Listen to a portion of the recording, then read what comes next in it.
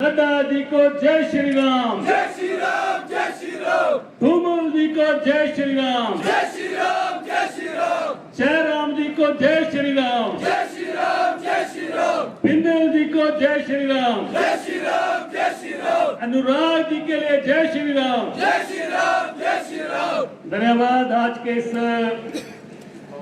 ऐतिहासिक गांधी चौक की इस रैली में कार्यक्रम में उपस्थित विशेष तौर पर शिमला से यहाँ पहुंचे पूर्व में मुख्यमंत्री और विपक्ष के नेता आदरणीय श्री जयराम ठाकुर जी, प्रदेश के सम्मानीय अध्यक्ष डॉक्टर राजीव बिंदल जी, केंद्र में केंद्रीय मंत्री और भारतीय जनता पार्टी के 4 बार के सांसद और 5वीं बार फिर से 5 लाख पार करने वाले श्री अनुराग सिंह ठाकुर जी और मंच पर आसीन मेरे तमाम सहयोगी, पार्टी के सभी जिला के पदाधिकारीगण, सभी प्रकोष्ठ मोर्चों के सभी पदाधिकारीगण और कार्यक्रम में उपस्थित जिला के सभी भारतीय जनता पार्टी के सम्मानीय कार्यकर्ता,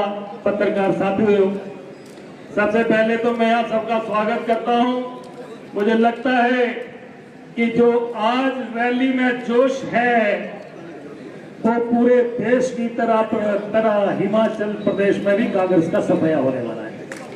मैं जयराम जी से बात कर रहा था कि गांधी चौक जो है, यहां से जो संदेश जाता है वो पूरे हिमाचल प्रदेश के कोने कोने में जाता है। आज शुभ दिन है, नवरात्रे भी हैं और इस शुभ बेला पर जो कार्यक्रम हो रहा है, आने वाले समय में जहां पूरे देश में भारतीय जनता पार्टी के पक्ष में सुनामी चल रही है, हिमाचल प्रदेश में भी कांग्रेस के तमाम तंबू जो है वो उखड़ते हुए नजर आ रहे हैं। मैं आशीष जी की बातें सुन रहा था। आज ये जहां लोकसभा का उपचुनाव हो रहा है, वहीं प्रदेश में 6 उपचुनाव हो रहे हैं और 3 और उपचुनाव जो है संभावित है। बड़ा आश्चर्य हो रहा है कि हम लोगों को 6 लोग जो थे उनको 12 घंटे में निकाल दिया गया, 12 घंटे में ही निकाल दिया गया। मैंने कहा कोई आदमी मर्डर भी कर दे, कत्ल भी कर दे तो उसकी सजा सुनाते सुनाते 2 साल लग जाते हैं।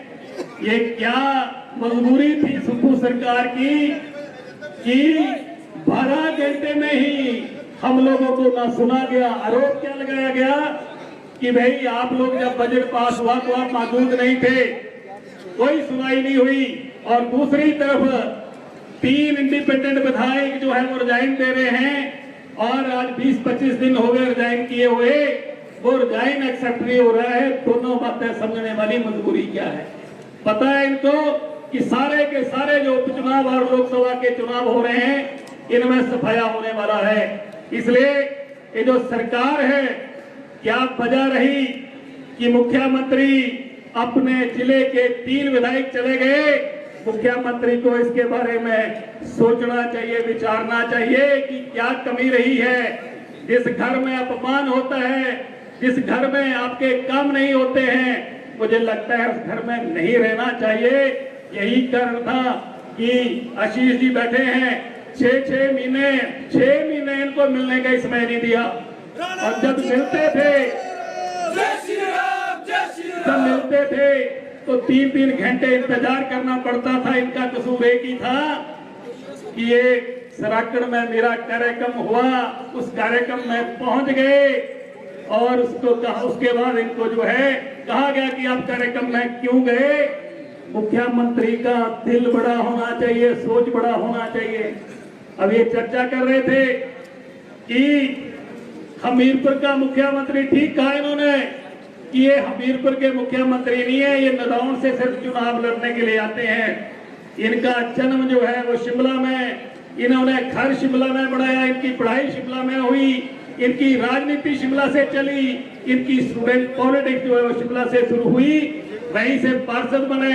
ये तो नारायण चंद पराशर जी का देहांत हुआ, उसके बाद जो है यहाँ चुनाव लड़ने के लिए आए, मुझे एक आदमी खड़ा होकर बता दे कि नदौन में आते कभी अपने घर में रहे, इनका घर है? ये सिर्फ शेरा वाले रेस्ट हाउस में रहते हैं और वे सीधे शिमला चले जाते हैं। सुक्खू की सरकार को भेजो हरिद्वार को। ये क्या कारण है? भेजो हरिद्वार। ये क्या कारण है कि शिमला म्युनिसिपल कॉर्पोरेशन का चुनाव हुआ और सुक्खू जी ने अपना वोट भी परिवार सहित कटा के जो है शिमला में बना लिए। अब वहां भी खलबली मची हुई है कि भाई यहाँ से तो नहीं चुनाव लड़ना। इसलिए मैं कह रहा था, मैं कल भी कहीं चर्चा कर रहा था कि इस जिला के मुख्यमंत्री आदरणीय प्रोफेसर प्रेम कुमार धूमल रहे, आईडी धीमान जी उनके साथ शिक्षा मंत्री रहे, उर्मिला ठाकुर जी यहाँ बैठी हैं, पार्लियामेंट सेक्रेटरी रही, 6 से 7 चेयरमैन रहे। जब आते थे तो लगता था कि हमीरपुर की सरकार आई है, काम जाम होता था, अफसर फाइल चलती थी, लोगों के काम होते थे। आज आप बताओ कि 15 महीना में हमीरपुर के लोगों ने कब महसूस किया कि हमीरपुर की सरकार है? ये सरकार शिमला की है। 2 लोग यहाँ से, एक एडवाइजर बनाए गए, एक चेयरमैन बनाए गए, बाकी की सारी फौज शिमला से बनाई गई। 3 शिमला के मंत्री, 23 OSD एडवाइजर कोऑर्डिनेटर बना दिए गए और उसमें से एक हमीरपुर का, बाकी भाई शिमला के, चेयरमैन सारे शिमला के, बाकी मेंबर बोर्ड कॉर्पोरेशन के म्युनिसिपल उसके कमिश्नरों के मेंबर जो है सारे वो शिमला के बनाए गए। ये बताओ कि मुख्यमंत्री ये शिमला से हैं कि हमीरपुर से हैं? शिमला के हैं कि हमीरपुर के हैं? तो ठीक है, इन्होंने वोट भी ले गए, इन्होंने शिमला चले जाना। एक कुछ साथी इनके हमीरपुर का मुख्यमंत्री मैं पूछना चाह रहा हूं कि जब आदरणीय धूमल जी मुख्यमंत्री थे, उन्होंने यहाँ पक्का बरो में सबॉर्डिनेट सिलेक्शन बोर्ड बनाया, बिल्डिंगें बनाई, पूरे प्रदेश के नौजवान बच्चे यहाँ पर इम्तिहान देने के लिए आते थे, इंटरव्यू होते थे। तो सुक्खू ने क्या किया, आते ही वो बंद कर दिया। आज पूरे प्रदेश के बच्चे सड़कों पर जो है तड़प रहे हैं। उन्होंने एग्जाम दिए हैं, वो एग्जाम जो है उनके रिजल्ट नहीं निकाले जा रहे। मैंने विधानसभा के अंदर मामला उठाया, कई बार मैंने विधानसभा के बाहर भी उठाया कि प्रदेश के नौजवानों के साथ धोखा हो गया। और दूसरा काम, जयराम ठाकुर जी यहाँ बैठे हैं, सुजानपुर में IPH का डिवीजन खोला गया, वहां पर इलेक्ट्रिकल डिवीजन खोला गया, हॉस्पिटल वहां पर वेटरनरी के हॉस्पिटल खोले गए। आते सुक्खू जी ने क्या किया कि सारे के सारे बंद कर दिए गए। सुजानपुर ही नहीं, पूरे प्रदेश के 900 इंस्टीट्यूशन बंद कर दिए। ये सरकार जो आई, ये इंस्टीट्यूशन और प्रदेश में काम रोकने वाली और बंद करने वाली सरकार आई। आप बताइए, ऐसी सरकार चाहिए? मैं जब कांग्रेस में था, मैं बार बार इनको बोलता रहा कि भाई झूठी गारंटियां मत दो। 1500 रुपया महिलाओं को भी, 22 लाख महिलाओं को 1500 रुपए कहां से दे देंगे? सारे हिमाचल का बजट लगा देंगे तो भी पूरा नहीं होगा। इसके बाद 300 यूनिट बिजली फ्री, इसके बाद 1 लाख हर साल जो है नौकरियां। मैं कहता रहा कि ये गारंटियां पूरी नहीं होनी, कहते पहले सरकार बनाओ। इसलिए मुझे लगता है जो भवन झूठ के आधार पर बनता है वो गिर जाता है। और 9 विधायक चले गए, बिल्डिंग गिर रही है, बाकी थोड़ी बहुत जो बची है वो 4 तारीख को गिरने वाली है। ये सरकार जो है, ये सरकार वेंटिलेटर पे है, उसी मरीज की तरह है। जब मरीज सीरियस हो जाता है और वेंटिलेटर पर डॉक्टर उसको रख देते हैं और कई बार कह देते हैं कि सीरियस हो गया, तबीयत ठीक नहीं है, रिश्तेदारों को भी बोल दो। तो मुझे लग रहा है सरकार का यही हाल है कि 4 तारीख जून महीने के बाद ये सरकार कभी भी चली जाएगी। ये सरकार टिकने वाली नहीं है। इसलिए आशीष जी ने कहा कि मुख्यमंत्री सरकार का मुखिया होता है, उनको अपनी भाषा पे संयम रखना चाहिए। कई बार बोलते हैं काले नाग हैं, मैंने कहा काले नाग तो शिव जी के गले के हार हैं। फिर कहते हैं ये बिक गए, उससे भी बात नहीं बनी। कहते 15 करोड़ रुपए में बिक गए। मैंने कहा 15 करोड़ में बिक गए तो हाई कोर्ट से हमने नोटिस दे दिया कि बिके हैं। 1 रुपया साबित कर दे सुक्खू कि 9 में से 1 रुपया भी किसी ने लिया है, उसी दिन हम राजनीति से संन्यास लेके घर बैठ जाएंगे। आशीष शर्मा बात कर रहे थे। मैं जानता हूं कि हमीरपुर में इन्होंने कितनी सेवा की है। मुझे 23 साल कंप्लीट हो गए, 14वां साल लग रहा है। मैंने कभी किसी की जाति नहीं पूछी, किसी की पार्टी नहीं पूछी। जो मेरे पास आया मैंने उसकी सेवा की और जो भी जरूरतमंद आया उसकी मदद की। हमने धर्म नहीं पूछा, जाति नहीं पूछी, पार्टी नहीं पूछी। ये हमारे ऊपर आरोप लगाएंगे, क्योंकि जब अंतिम समय आता है तो जो टूटने लगते हैं, ये सरकार का हाल हो गया। इसलिए चिंता का कोई विषय नहीं है। आने वाले समय में अभी तो 3 सीटें आपकी भारतीय जनता पार्टी की आने वाली हैं। अगली बार कांग्रेस का खाता नहीं खुलने वाला है। कांग्रेस सरकार ही पूरे देश में वेंटिलेटर पे चली गई है और पूरे देश में 20 का आंकड़ा पार करने वाली नहीं है। इनको आत्म चिंतन करना चाहिए। आए दिन कांग्रेस के बड़े से बड़े नेता एक के बाद एक छोड़कर भारतीय जनता पार्टी में शामिल हो रहे हैं। नरेंद्र मोदी जी का मजबूत नेतृत्व जो है पूरी दुनिया में उसका डंका बोल रहा है। देश आगे बढ़ रहा है। हम 9 लोग भी यही कह रहे थे। हम भी चाहते हैं कि हमारा प्रदेश भी आगे बढ़े। जब गाड़ी चलाई जाती है तो फॉरवर्ड गियर लगाया जाता है और इस सरकार ने बैक गियर लगाया है।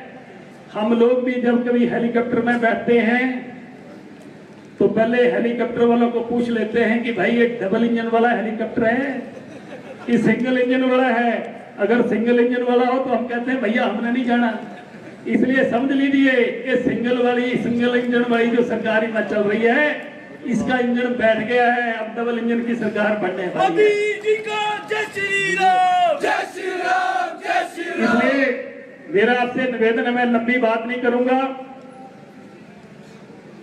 भाई अनुराग ठाकुर जी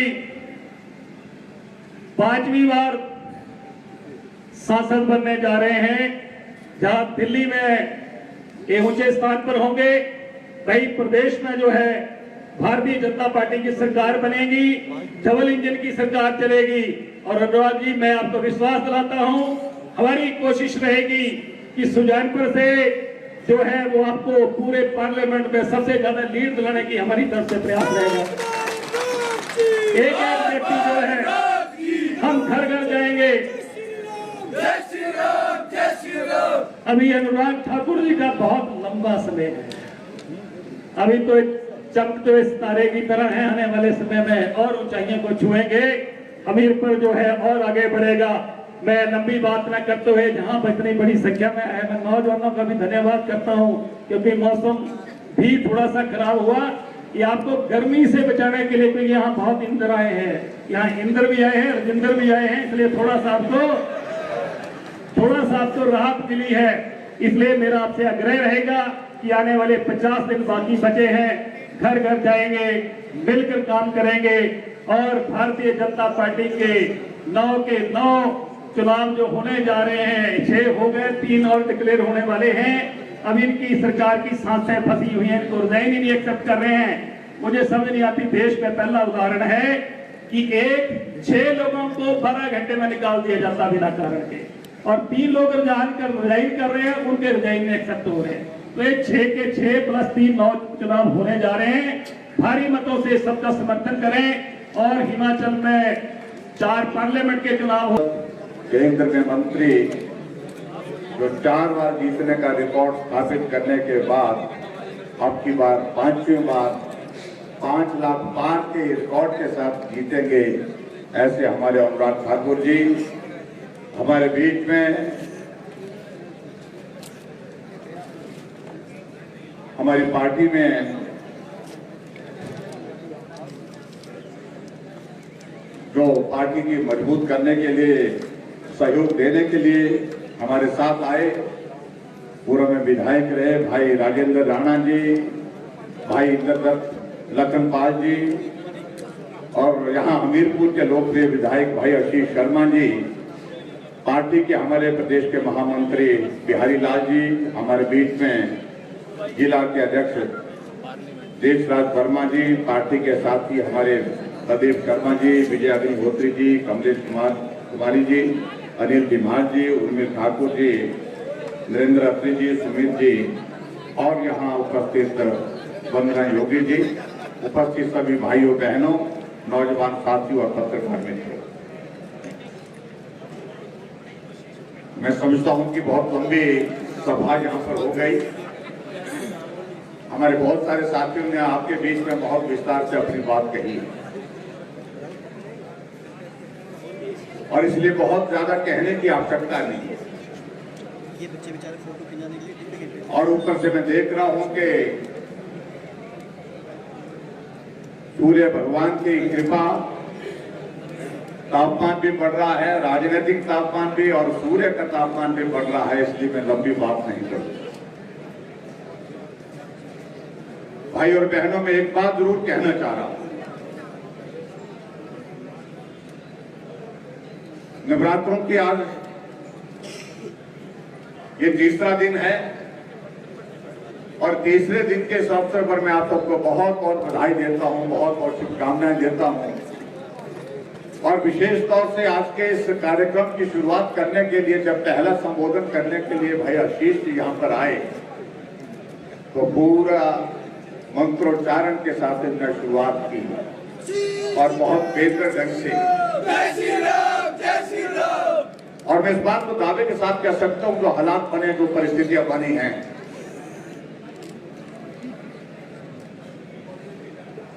जहां हिमाचल प्रदेश में 2014 में 4 सीटें जीते थे, 2019 में हम 4 सीटें जीते थे, वहां अब की बार 2024 में भी 4 सीटों पर भारी बहुमत के साथ हम जीत हासिल करने वाले हैं। ये तो बात लोकसभा के चुनाव के संदर्भ में। हमारे साथियों ने आपके बीच में इस बात का भी जिक्र किया, यहां पर एक अलग तरह का परिस्थितियों का एक दृश्य देखने को मिल रहा है। बहुत सारे चेहरे आप मंच पर देख रहे थे जो यहां हमारे साथ नहीं दिखते थे, लेकिन आज हमारे साथ यहां मंच पर दिख रहे हैं। मैं सभी साथियों का अभिनंदन करता हूं, स्वागत करता हूं अपने परिवार में, मोदी परिवार, और विश्वास दिलाता हूं, भरोसा दिलाता हूं कि आपको पूरा सम्मान के साथ साथ में पूरा सहयोग जिस प्रकार से इस परिवार में देने की आवश्यकता रहेगी, वो निश्चित रूप से मिलेगी। अब की बार का ये लोकसभा के चुनाव के साथ और भी बहुत सारी चीजें जुड़ी हुई हैं और अब की बार हमीरपुर लोकसभा क्षेत्र के जिम्मे बहुत बड़ा काम है और मुझे पूरा भरोसा है कि निश्चित रूप से हमीरपुर लोकसभा उस काम को बहुत जिम्मेवारी के साथ पूरा करें।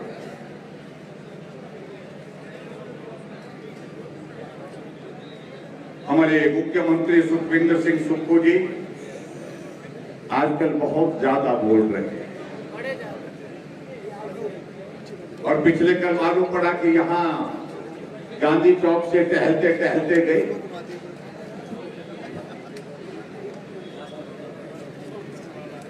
ज्यादातर जिंदगी का हिस्सा उनका टहलते टहलते शिमला की माल रोड पर गुजरा है।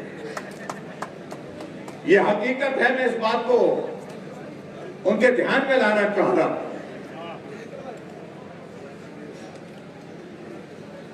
मेरे बारे में कहने लगे कि जयराम ठाकुर आजकल हमीरपुर आ रहे हैं। मैं अपने मित्र सुक्खू जी को कहना चाहता हूं, मैं आज से नहीं कई वर्षों से आ रहा हूं, बार बार आ रहा हूं, और इस बात को अगर आपने पुष्टि करनी है, आप 15 महीने में जितनी बार आए उससे ज्यादा में 1 साल में यहाँ हमीरपुर पहले साल में ही हमीरपुर जिला में आया। आज अगर हमीरपुर जिला के अंतर्गत जो उद्घाटन के कार्य आपके हाथों से हो रहे हैं, उनका शिलान्यास हमारे हाथों से हुआ है, ये भी मैं कहना चाहता हूं। इस बात को भी उनको ध्यान में रखना चाहिए। और कई बार मुझे सचमुच में इस बात को लेकर के थोड़ा दया का भाव भी आता है, क्योंकि हालात ऐसे अपने हाथों से पैदा किए जिसके कारण वो आज पश्चाताप कर रहे हैं। कहने को तो सुख की सरकार, लेकिन सुख की अनुभूति मुझे लगता है कि सुक्खू भाई आपको भी नहीं हो पा रही। बाकी की तो बात छोड़िए, और हो भी कैसे आप अपने जिला के विधायकों को भी दलित करते हैं। आप अपने जिले के विधायकों को आपकी पार्टी से जो जीत करके आए थे, आपके साथी थे, उसके बावजूद उनके काम नहीं करते।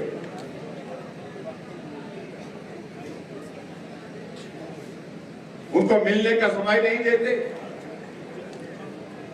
ये लोकतंत्र है, ये लोकतंत्र चुने हुए प्रतिनिधियों की वजह से चलता है। अगर हिमाचल प्रदेश में सरकार है तो सरकार विधायकों के बलबूते चलती है, और विधायकों का सम्मान अगर मुख्यमंत्री ने करता है तो स्वाभाविक रूप से तो आप समझ लीजिए कि वो कार्य प्रणाली बहुत लंबे समय तक नहीं चल सकती है। उसका परिणाम अभी आज आपके सामने है। नवरात्रों के दिन चले हुए आजकल सुब्बू भाई की सरकार में बने, मुख्यमंत्री बने, पहला बयान क्या आया कि मैं उस प्रदेश से जीत करके आया हूं जहां इनकी राष्ट्रीय अधिवेशन था, शायद एकदम आंध्रा में था, कहीं था, जहां 97% हिंदू हैं। उस पार्टी को मैं हिंदुओं की पार्टी को हरा करके आया। ठीक कहा भाई राजेंद्र राणा जी ने, लखनपाल जी ने, आशीष जी ने।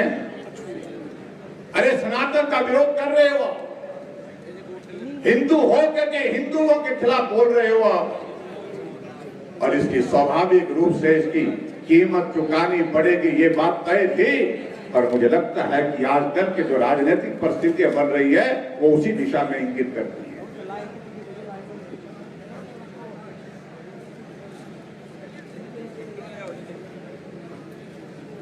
हमारे बीच में हमारे साथी बैठे हैं। जब जलालत की पराकाष्ठा हो गई, उन्होंने निर्णय किया कि हम कदम उठाने का वक्त आ गया। अब कदम उठाने का अगर वक्त आ गया है, अब पीछे मुड़ करके नहीं देखना है। अंजाम क्या होगा ये भी मालूम था, लेकिन फिर भी उसके बावजूद उन्होंने कहा कि अब कदम आगे बढ़ाना चाहिए। और भाई और बहनों, इस प्रकार का कदम अगर कोई उठाता है, हर कोई नहीं उठा सकता है। जिन जो सच्चे हैं, जो पक्के हैं, जो दमदार हैं, वही इस प्रकार का कदम उठा सकते हैं। और इसलिए हमारे साथियों ने इस तरह का ये कदम उठाया। परिणाम मालूम था क्या होने वाला है। जब हमें मालूम पड़ा कि इस तरह का कदम उठा रहे हैं, हमने कहा कि हम खतरे में अपनी विधानसभा की सदस्यता को डाल रहे हैं। कहा कि कोई परवाह नहीं है, लेकिन जलालत का दौर लंबा नहीं चल सकते हैं। हम आत्म सम्मान के साथ जीना चाहते हैं, हम आत्म सम्मान के साथ काम करना चाहते हैं। और जब आत्म सम्मान की बात आती है भाई और बहनों, तो बाकी सारी चीजें छोटी पड़ जाती हैं। अब मुझे तो कहा, आजकल मुझे भाषण सुना रहे हैं सुब्बू भाई जी, कह रहे हैं जयराम का हिसाब बहुत कमजोर है, तो हमसे मजबूत है, बहुत तगड़ा है। ये भी नहीं मुझे लग रहा है। कह रहे थे 43 है, 40 प्लस 3 43 घटेंगे कितने, 2 घट गए तो कितने हो जाएंगे, तब भी 40 रहेंगे, 3 घट गए तो भी 40 रहेंगे। और मैं बधाई देना चाहता हूं अपने साथियों को, 6 कांग्रेस के साथियों को और उसके साथ साथ 3 निर्दलीय विधायकों को। चोरी छुपे नहीं किया उन्होंने। पोलिंग बूथ पर बैठा पोलिंग एजेंट उनको वोट दिखा करके आए। ये हम करके आए हैं, इसलिए करके आए हैं क्योंकि जलालत का दौर बहुत लंबा हो गया।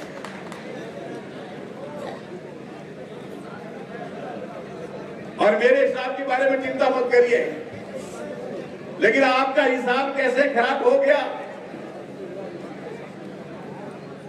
आप 43 से 34 पहुंचे, हम 25 से 34 पहुंचे। और जब परिणाम की बात आई, जब बराबर हो गए, तो हमें दिल से भरोसा हो गया एक बात को लेकर के, अब जीत तो हमारी ही होगी, क्योंकि होए वही जो राम रची राखा। जिस मनु सिंघवी ने सुप्रीम कोर्ट में जाकर के भगवान रामचंद्र के अस्तित्व को ललकारा था, राम पैदा ही नहीं हुए थे, राम का अस्तित्व हमको साबित करके दिखाओ, राम काल्पनिक है, सिर्फ भावनाओं में निर्णय नहीं कर सकता है, वही मनु सिंह जी राज्यसभा के कैंडिडेट थे कांग्रेस पार्टी के। और जब हमको लगा कि आज निर्णय जो होगा, निर्णय वही होगा जो राम भक्त हैं, भगवान रामचंद्र जी का आशीर्वाद राम भक्तों के साथ होगा। पर्ची निकली, पर्ची निकलने के बाद निर्णय यही हुआ कि भारतीय जनता पार्टी के सांसद हर्ष महाजन चुनाव जीत। इसलिए सनातन के खिलाफ मत बोलो मेहरबानी करके, नहीं तो परिणाम इसी प्रकार के देखने को मिलेंगे। भाई और बहनों, में एक बात कहूं, मैं सोचता था सुप्पू भाई सीधे आदमी हैं, सच बोलने वाले हैं, लेकिन हिमाचल प्रदेश की विधानसभा के अंदर हमने इस प्रकार से देखा उनका पूरा 15 महीने के कार्यक्रम, सारे झूठ के रिकॉर्ड हिमाचल प्रदेश के इतिहास में आज तक तोड़े हैं तो सुप्पू भाई जी के नाम है। जब भी बोलते हैं झूठ बोलते हैं। गारंटी का जिक्र यहां मुझसे पहले साथियों ने किया, मैं उस पर जाना नहीं चाह रहा हूं, लेकिन हमने इस बात को देखा कि हिमाचल प्रदेश की राजनीति में जिस तरह बदले की भावना के साथ काम करने की शुरुआत उन्होंने पहले दिन से की, हमने कहा परिणाम अच्छा नहीं होगा। मैंने व्यक्तिगत रूप से उनको फोन करके कहा ये जो चले हुए संस्थान, खुले हुए संस्थान आप बंद कर रहे हैं, ये आप अच्छा नहीं कर रहे हैं। और हिमाचल प्रदेश में आज से पहले किसी ने नहीं किया, इसके परिणाम अच्छे नहीं होंगे। 1000 संस्थान हिमाचल प्रदेश में बंद किए और उसके बाद कहते हैं कि बंद करने के लिए हिम्मत चाहिए। हिम्मत का मैं जिक्र करना नहीं चाहता हूं, वो सारी चीज को मैं छोड़ देना चाहता हूं, लेकिन आगे बढ़कर के जब हालात आज के इस दौर में जहां पर पहुंचे तो हमारे साथी जितने भी साथी हैं उनके परिवारों के ऊपर किस प्रकार से मामले दर्ज करने के लिए आपने शुरुआत की। कांग्रेस पार्टी का विधायक रहे और आपसे ज्यादा पुराने कांग्रेसी लता ठाकुर लाहौल स्पीति में कब राजनीति, उनके बेटे का जो हमारे विधायक थे,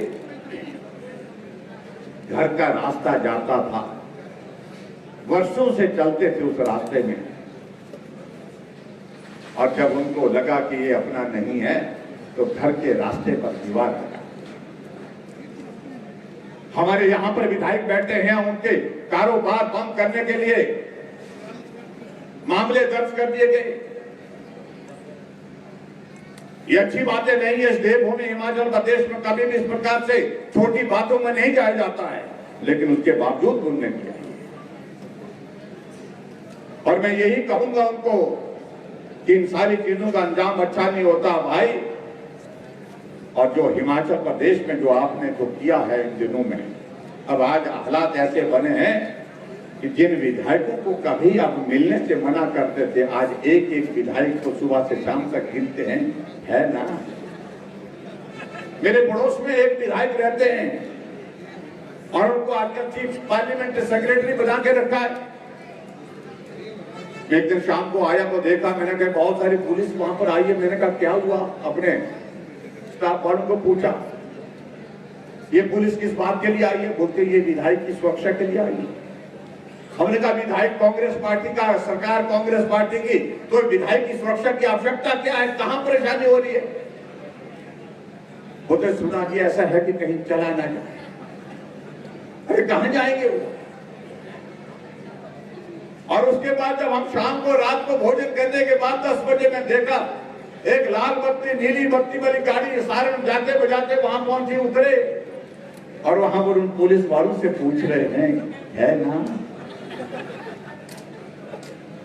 और एक बार नहीं, रात को 4-4 बार उनको पूछ रहे हैं ना। ये हालात पैदा हो गए हिमाचल प्रदेश में आज के दौर में। सारी चीजों के लिए अगर दोषी है, दोष किसी और पर मत दीजिए। जिस प्रकार का आरोप आप लगा रहे हैं, हमारे सब साथियों 9 के 9 साथियों ने तय किया है, हम डेफेमेशन का, क्रिमिनल डेफेमेशन भी करेंगे। उनको नोटिस दे दिया है। इस बात को उनको समझना होगा, एक मुख्यमंत्री रहते हुए इस प्रकार की बात कहना उचित नहीं है जब तक आपके पास कोई सबूत नहीं है। आप इल्जाम लगाए जाते हैं और हम आपके ऊपर इल्जाम लगाते हैं, विधायक आपके ऊपर इल्जाम लगाते हैं। अरे आपको तो कांग्रेस पार्टी की अध्यक्षा भी कहती है कि सुनते नहीं हैं, मानते नहीं हैं, हम लोकसभा के चुनाव में जाएंगे कैसे? चुनाव लड़ने से मना कर दिया सांसद मंडी से। कांग्रेस पार्टी की अध्यक्षा ये कहती है, प्रेस कॉन्फ्रेंस करते कहती है। कौन है इसके लिए दोषी? आपका मंत्रिमंडल से त्याग पत्र दे करके चले जाता है, कौन है उसके लिए दोषी? आपका मंत्रिमंडल की बैठक से रोते रोते निकल जाता है, उसके लिए कौन है दोषी? आपका काम करने का तरीका दोषी। इसलिए भाई और बहनों में इन सारी बातों के लिए एक दौर ये आया है, आओ इस दौर से बाहर निकले। देश में नरेंद्र मोदी जी के नेतृत्व में सरकार बनना तय है। ये दीवार पर लिखी हुई बात है, कोई ताकत नहीं रोक सकती है। हम पार्टी के लोग हैं, हम तो बोल ही रहे हैं, लेकिन पूरा देश बोल रहा है, पूरी दुनिया बोल रही है। देश के प्रधानमंत्री, भारत के प्रधानमंत्री तीसरी बार अगर कोई बनने वाले हैं तो नाम एक है, नरेंद्र मोदी जी, नरेंद्र मोदी जी, नरेंद्र मोदी जी। इस प्रकार से उन्होंने देश के लिए काम किया, समर्पित भाव के साथ काम किया। और जिस प्रकार से भाई अनुराग ठाकुर जी ने हमीरपुर लोकसभा क्षेत्र से 4 बार जीतने का रिकॉर्ड दर्ज किया है, 4 बार जीते। पिछली बार चौथा चुनाव था, 4 लाख वोटों से जीते, और अब की बार 5वां चुनाव है, 5 लाख पार होना चाहिए। इसके लिए हम सब लोग काम करेंगे, मेरा और उसके साथ साथ में बड़ी सीधी सी बात में, गांव का रहने वाला आदमी हूं। मेरा जीवन का कुछ हिस्सा जरूर है विधायक बनने के बाद। हमने तो शिमला विधायक बनने के बाद ही ठीक तरह से देखा है। सुखू भाई जी तो पैदा ही शिमला हुए हैं, शिमला की माल रोड पर वो बचपन से घूमते रहे हैं। शिमला की राजनीति की शुरुआत की तो शिमला से ही उन्होंने की, जहां उन्होंने चुनाव लड़ा था कॉर्पोरेशन का। इसलिए उनके मन में कई बार उनके साथी इस बात का भी जिक्र करते हैं कि अगली बार हमीरपुर से नहीं, कोई शिमला से चुनाव लड़ेंगे। मैं उनके बारे में नहीं कुछ कहना चाह रहा हूं, वो क्यों कहते होंगे ऐसा, लेकिन मैं इतनी बात जरूर कहना चाहता हूं कि हिमाचल प्रदेश में कांग्रेस पार्टी का भविष्य समाप्त हो गया। कांग्रेस पार्टी नजरों से भी गिर चुकी है और बहुमत में भी गिर चुकी है। और गिर उस दिन गई है जब राज्यसभा की सीट का परिणाम आया, वो बहुत बड़े प्रचंड बहुमत में होने के बावजूद भी वो चुनाव हार गए, भारतीय जनता पार्टी जीत गई। तो नैतिकता तो ये बनते थे कि उसी दिन त्यागपत्र दे देना चाहिए था। मैंने इस बात को कहा है, अगर हम उनकी जगह होते तो हम उसी दिन त्यागपत्र दे देते। कि इतना बड़ा बहुमत होने के बावजूद आप हार गए। विधानसभा में बजट पारित होना था, दूसरे दिन बजट पास करने के लिए बहुमत में था। भारतीय जनता पार्टी के 15 विधायकों को सदन से उठा करके 100 कमांडो के माध्यम से सड़क पर फेंक दिया, बाहर निकाल दिया गया, तब जाकर के बजट पारित हुआ। सरकार कहां है, मुझे समझाओ तो सही, किस तरह की सरकार है। और इसलिए मैं आज इस बात को कह रहा हूं भाई और बहनों, जब 1 जून को मतदान होगा, 4 तारीख को परिणाम निकलेगा, सरकारें हिमाचल के लिए एक नहीं 2-2 बनेंगी। दिल्ली में नरेंद्र मोदी जी की सरकार बनेगी और हिमाचल प्रदेश में जब सारे विधायक चुन करके आएंगे, जीत करके आएंगे भारतीय जनता पार्टी के, जो निश्चित रूप से होने वाला है, तो हिमाचल प्रदेश में भी भारतीय जनता पार्टी की सरकार। मेरे आंकड़े तो बड़े साफ है, बड़ी साफ सुथरी बात कहता हूं। मेरा आप सबसे विनम्र निवेदन है कि इस बात को गंभीरता से आप लें। और मेरा आप सबसे विनम्र निवेदन इस बात के लिए भी है कि जितने भी उपचुनाव हैं पूरी ताकत के साथ उन सभी साथियों को जिताना है। 3 हमारे सदस्य तो यहाँ पर बैठे हैं, आशीष जी तो अभी विधायक हैं, क्योंकि इनका इस्तीफा दिया हुआ निर्दलीय विधायक 14 महीने में त्याग पत्र देने के लिए विवश हो जाए, इसकी गंभीरता को आपको समझना होगा।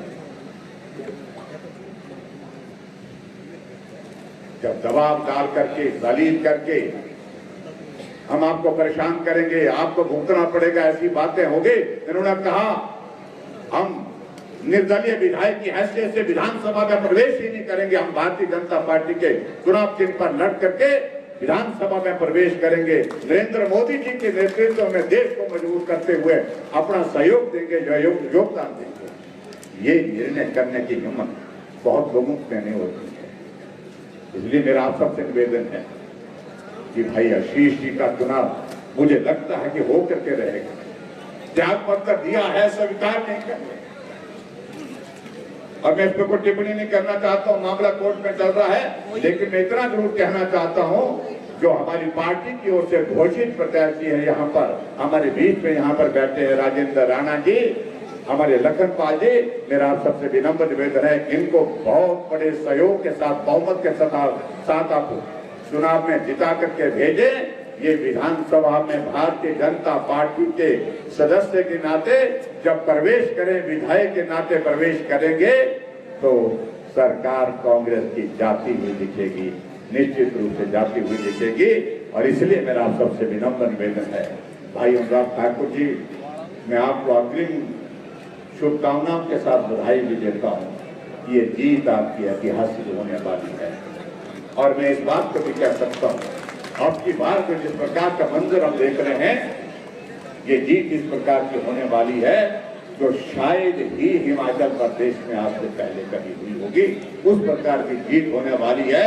लेकिन फिर भी भाई और बहनों, मैं आप सबसे विनम्र निवेदन करना चाहता हूँ, अपील करना चाहूंगा कि मेहनत में कोई कमी नहीं। एक एक वोट भाई अनुराग ठाकुर जी को वोट देने का मतलब है कि आप नरेंद्र भाई मोदी जी को मजबूत करने के लिए, तीसरी बार प्रधानमंत्री बनाने के लिए अपना योगदान दे रहे हैं। यही निवेदन करते हुए